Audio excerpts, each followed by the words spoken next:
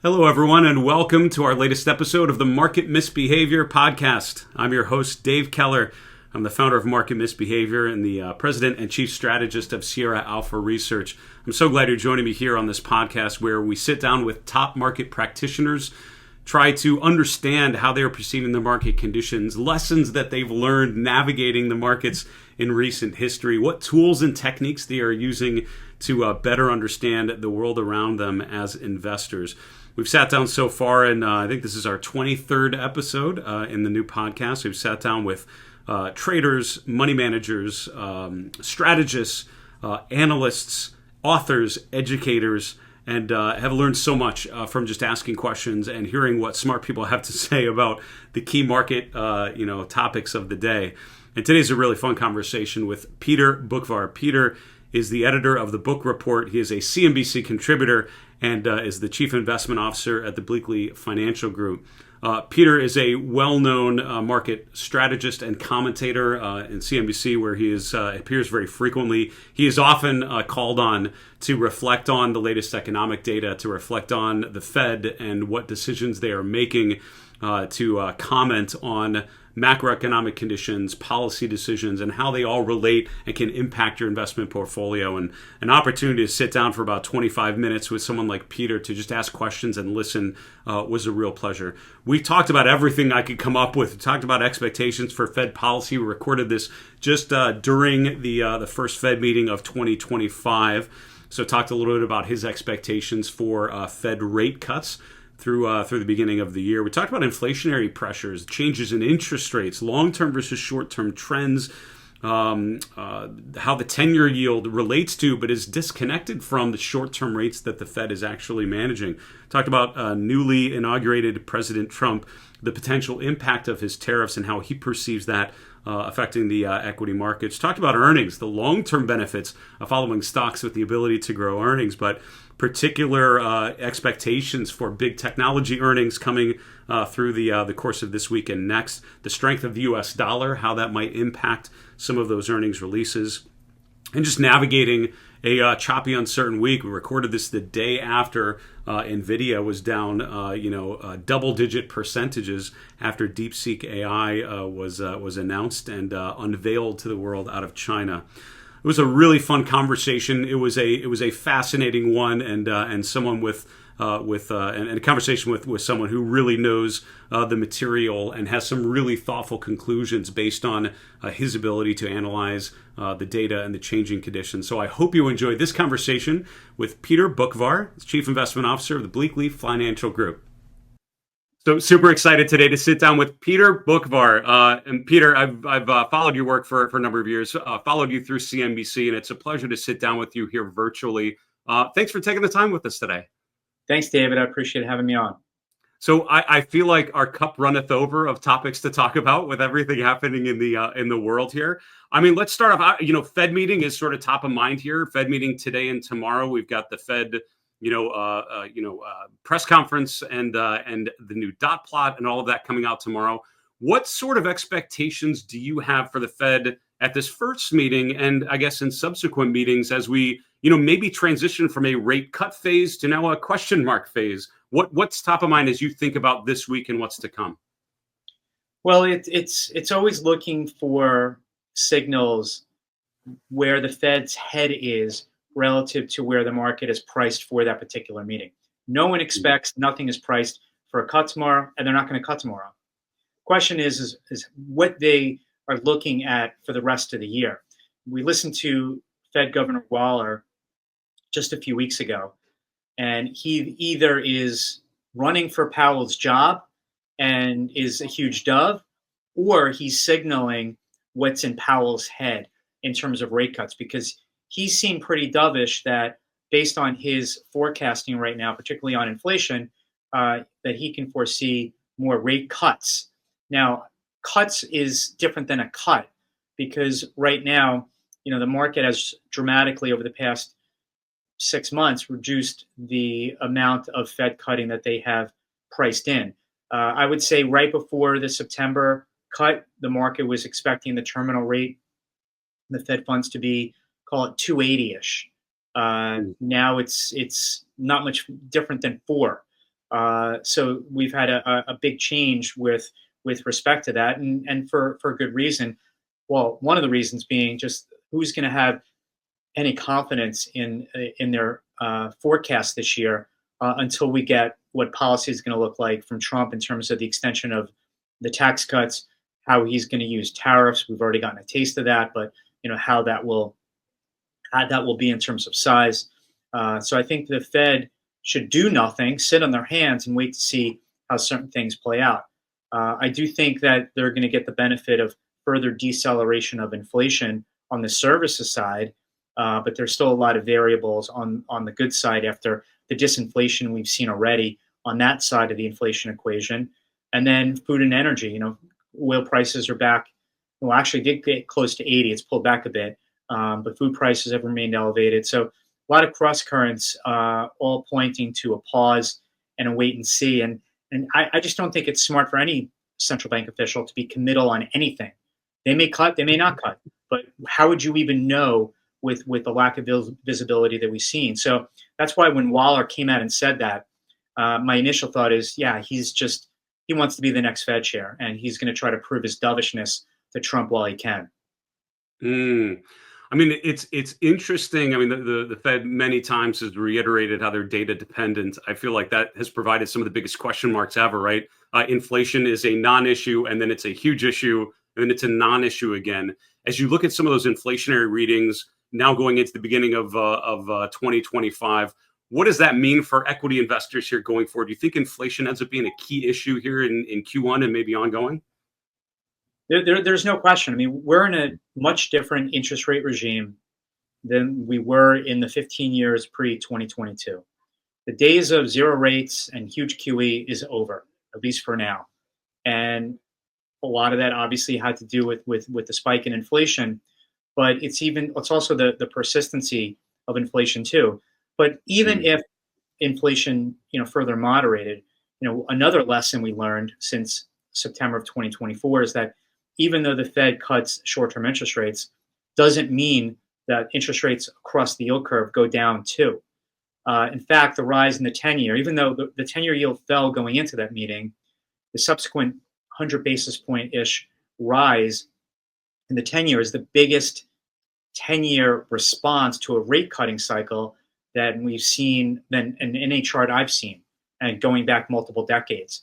So that should tell anybody who is listening that things have changed, the game has changed, and just maybe exploiting debts and deficits, not just in the US, but everywhere, because yields are rising and have risen in Europe. They've risen in Japan with not only their overnight rate, but longer term yields. It's a global phenomenon, ex-China, where China's seen lower yields. But there's something different going on that's influencing treasuries, and it's not just growth expectations and inflation forecasts in the US.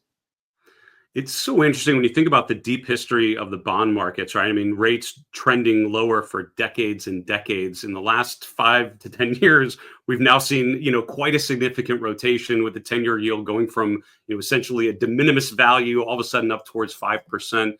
And it strikes me that very few active investors these days were actively investing the last time rates were going up to the degree that they could. Do you think rates go higher for long? I mean, is 5% just the beginning of rates? And what does that do for positioning? How should that impact equity investors today in terms of how they think about long-term growth prospects? So that 5% level, we know we touched it in October 2023. I do attribute that move from about 360 to 5%. That started within days, and getting to my point I just made earlier, within days of the BOJ essentially getting rid of yield curve control, pointing to the global rise in interest rates. And I do think we retest that 5%. To your point about long cycles, we know the bull market lasted 40 years. And if you go back to even the 1800s, if you look at a long-term chart on the 10-year, these cycles can be 15 years up to 40 years. And we're, 3 years into a bond bear market? This has got many years to go. It's not going to be in a straight line. We're going to have big rallies and drops in yields, but the upward trend, I believe, in the longer end of the curve is not over. And not only will 5% get hit, we'll likely go above that at some point. Timing wise, I can't tell you. I just know that the trend in rates and higher for longer is real, and it's something that I still think that the economy is still adjusting to. I say that because there's almost $1 trillion of investment grade debt that is maturing this year. And I assume that most of it, if not all of it, was priced pre 2022 because a lot of these investment grade companies who have debt coming due, what we've seen is that this was longer term debt that they had termed out. So there is, and in 2026, 2027, there's about $1 trillion each year of investment grade debt. I'm not worried about their balance sheets. I'm not worried about their viability. But these companies can see a couple hundred basis points of higher interest expense as a result of this refinancing. And one thing that some people should understand too is that over the past 15 plus years, one of the biggest contributors to profit margin expansion after tax was lower interest expense. And so that's something to keep our eye on here. Well, I feel like a lot of investors starting, sort of mid last year, sort of directly connected the Fed lowering rates with the 10-year yield coming down. That is obviously how things should work. That has not happened, right? I mean, the short end of the curve has come down. The long end of the curve continued to go higher. The yield curve now a more normal shape. How would you explain that particular disconnection to someone who's less familiar with the yield curve and its shape? Why is the 10-year yield not sort of moving in connection with what the Fed appears to be doing on the short end of the curve? Okay, so pretend I'm Mr. 10-year. I prefer a Fed that's more hawkish. I prefer a Fed that's going to keep their foot on inflation. So what do I see? Yeah, I'm cheering the decline in inflation in terms of rate of change. I'm happy about that. But I don't rest easy until the inflation fall sustains itself. That, okay, we come back to 2%, let's just say. Do we just stay at 2% and we flatline here? I'm a little suspect, especially when the Fed just cut 100 basis points since September. So the way that I look at what the Fed is doing, and other central banks too, including the ECB, Bank of Canada, is they're trying to catch a falling inflation knife. They're not waiting for inflation to sustainably stay down. They think their war's been won by just it falling back to 2. But just because it falls back to 2 doesn't mean it stays at 2. So if I'm Mr. 10-year, I want a more hawkish Fed. I don't want a dovish Fed. Also, I'm getting swamped with supply. I'm getting worries about foreign ownership of U.S. Treasuries. They're buying gold instead. So I think a lot of these factors is telling us that, again, the game has changed. The Fed has only control over the short end, and they have sort of lost a lot of influence on the longer end of the yield curve. That the games that they played and the experiments they took on and the control they had on markets pre-2022 is over for now, and it's sort of a new ball game. No, that's really helpful, Peter. I appreciate you talking through that. Obviously a new president here in the last week. I feel like it's been an eventful week. It feels like a year ago when he was inaugurated, but with the amount of policy changes and updates we've had, tariffs, I feel like were a key, potential issue and certainly could be. I'm curious what you think about what you've heard so far about what potential tariffs could look like. A lot of expectations that they could be inflationary, which certainly could impact some of the factors we've talked about. How do you think about the potential impact of tariffs, and what does that mean, again, for how you're thinking about the markets today? Well, the tariffs right now are, and they were in 2017, 2018, sort of taking on, different shapes. Like it's having like multiple different tariff guns, to use that as an analogy. One is, well, I don't like the migrant situation in Mexico or the fentanyl situation in Canada, and I'm going to use tariffs to hit you on the head. Another reason tariffs are being used. Okay, I want to reshore production to the U.S. by raising the cost of my overseas competitors, or encourage or defend existing businesses in the U.S. like steel and aluminum, because they need to better be able to compete against foreign competitors. And then you Yeah. have another option, which I think they're going to be using, is okay, the Trump tax cuts are expiring at the end of this year. And based on the reconciliation budget rules, they need to come up with 4.5 trillion of offsets. Mm. Hopefully, they'll be able to get a bunch of those offsets by spending cuts, but I doubt they'll be able to get all 4.5 trillion. So let's just say they get three. I think they may rely on the other 1.5 trillion, depending on how the OMB or the CBO, I should say, measures this and whether they incorporate tariffs as a pay for to fill that gap. Now, Mm. my fear on the last one is that implies that tariffs may be used as just a piggy bank and maybe just broad based for no other reason other than to raise money. And that sort of is like spraying bullets in the sky because you want to kill one person. Well, there's a lot of potential collateral damage, as opposed to the first two, where it's sort of, again, banging somebody's head because you want them to do what you want them to do. And the second one being maybe more strategic from a U.S. production standpoint, even though that has also its own negative side effects. So it's a combination of these things. Now, maybe they just use all three, but I think that's how people should look at tariffs. I'm not a fan of tariffs. I understand on paper what the purpose is, but a lot of the assumptions are an all else equal assumption, and that's Yeah. just not how business and life works. No, that's well said, Peter. I appreciate it. And I'm probably guilty of oversimplifying and just thinking of tariffs and as one thing with all these potential impacts. That's really helpful thinking of that next layer down and what they might represent.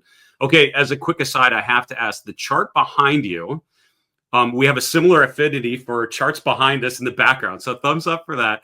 As a technical analyst, I'm going to guess what that is. I'm thinking long-term history of equity averages and then earnings would be the bottom to show sort of the price earnings relationship. Is that fair? Yeah, that's correct. And there are also, you can't see, you need a microscope, dots with certain specific historical points in Oh, time perfect. to Yeah. mark certain things, and then recession areas, and a good perspective on a long time period where, yes, the market goes up over time, but you have periods of bull markets and you have periods of fallow bear markets where markets just sort of chop around for periods of time. And but always a very good perspective on things. That chart is such a fantastic history lesson, and I know from time at Fidelity with the chart room there, it was all about the price earnings relationship, the long term benefits, right, and the long term earnings growth story, and just navigating those periods between where we are now and where we might go. So thinking about earnings, if we could pivot a bit, we're so far through kind of in the meat of earnings season here at the end of January.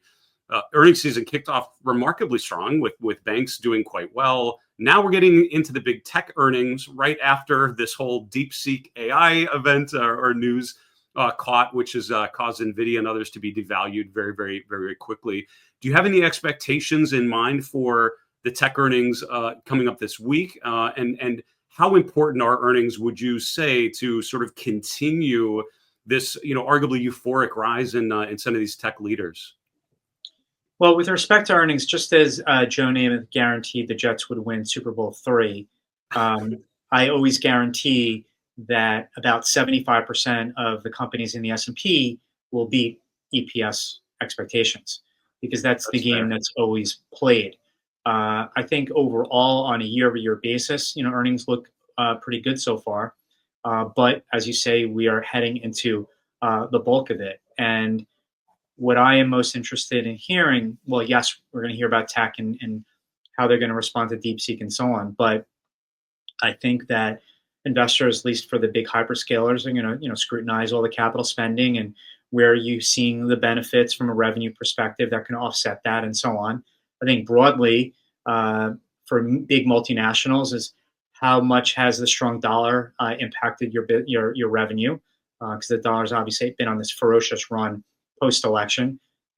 What's your exposure to Europe? Because European economies aren't growing that much, or potentially your exposure to China and the slowdown there. And then on the flip side, what's going on with your exposure domestically? Because the U.S. economy is very mixed. On a headline basis, 2.5 to 3% seems great, but a lot of that is resting on just a few things. All that AI spend, which Mm, now we'll see whether that continues in light of the DeepSeek news. Higher income spending, which has been pretty robust, particularly on travel and leisure, and anything related to government spending.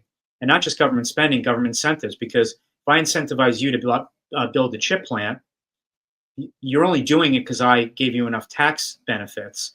But in the GDP number, that incentive and tax incentive or grant to you doesn't show up in the government spending line. It shows up in private investment, even mm. though I'm pushing you to do it. So the government influence on economic activity and growth has really lifted the headline figures.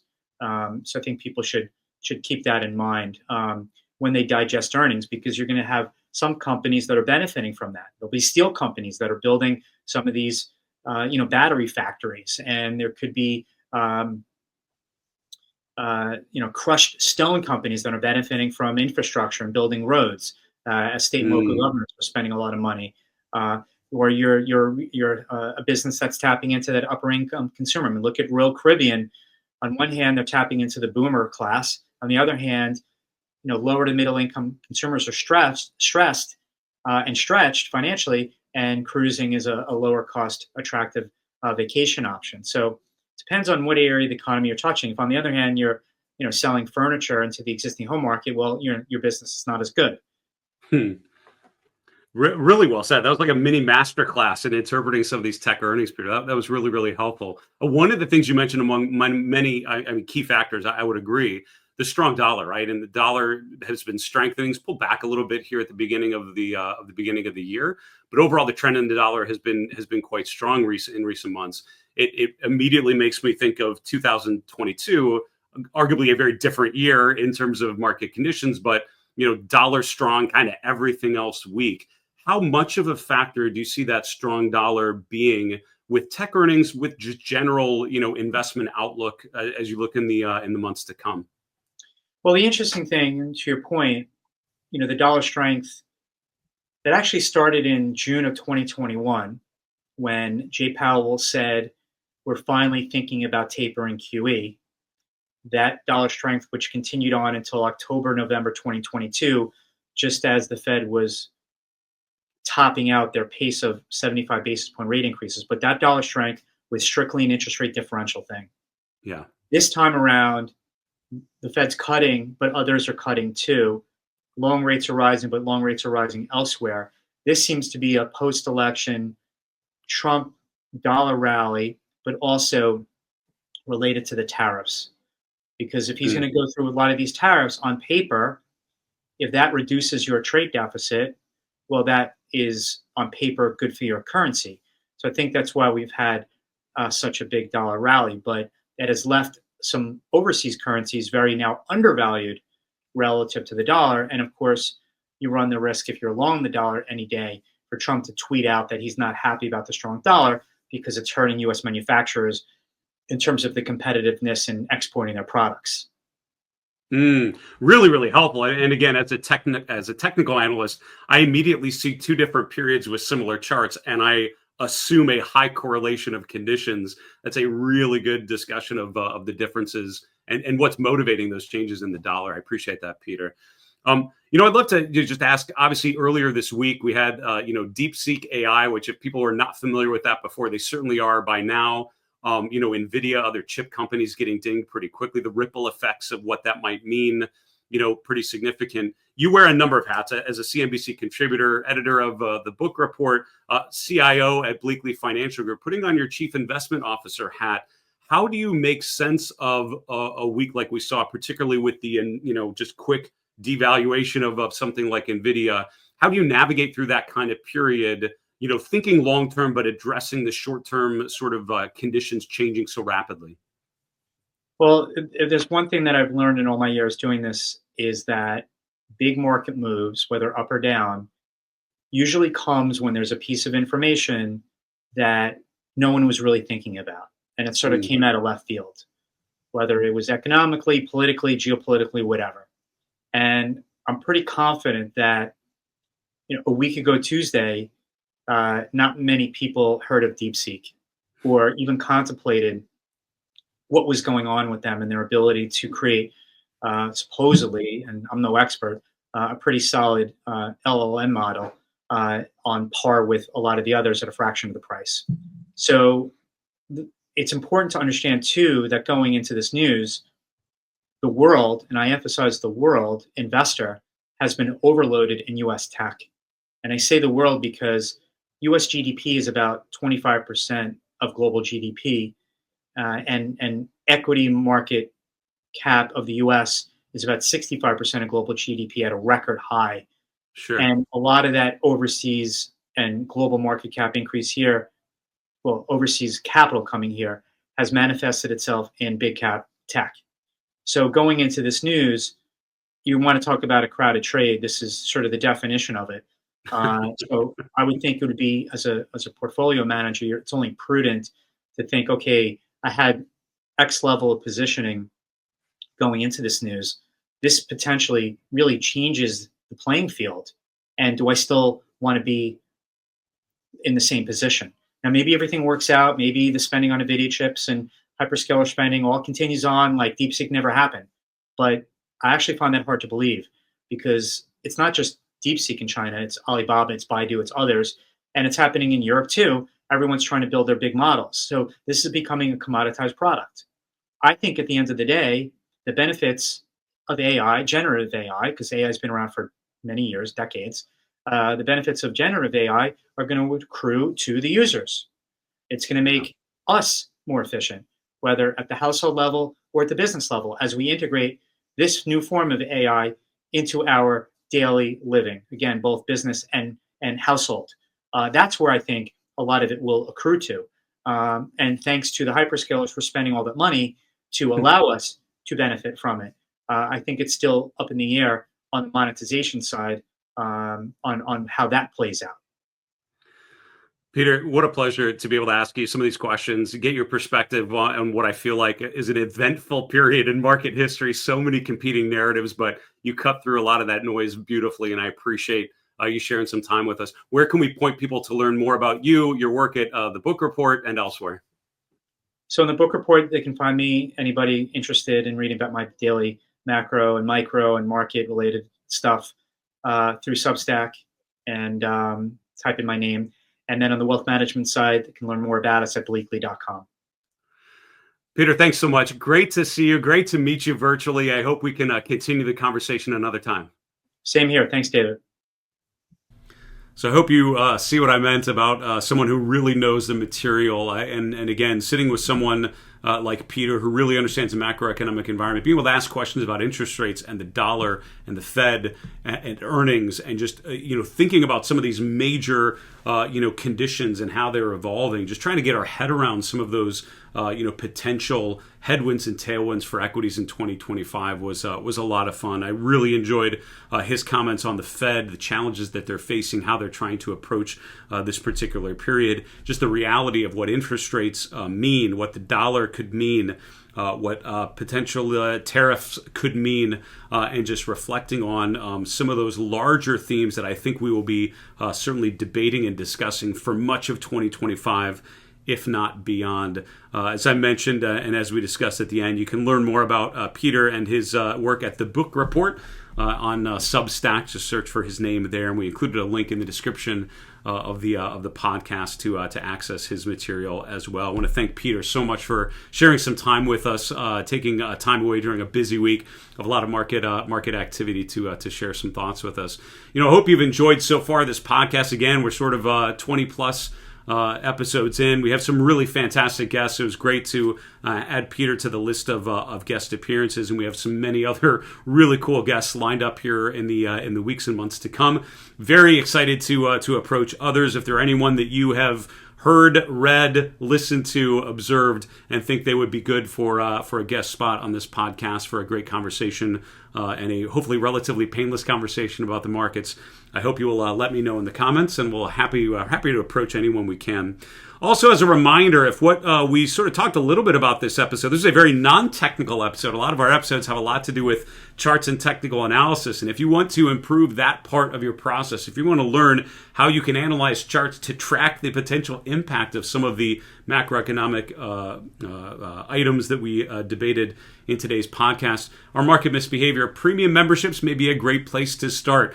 Make 2025 a time when you upgrade your decision-making, upgrade your consistency, and upgrade your understanding of what we call behavioral investing. 3 great benefits to our premium memberships. Number 1, virtual courses that will teach you, in my opinion, all that you need to know about behavioral finance and technical analysis. Probably not everything you know, but give you a really good starting point with which to launch on, continue on your investing journey.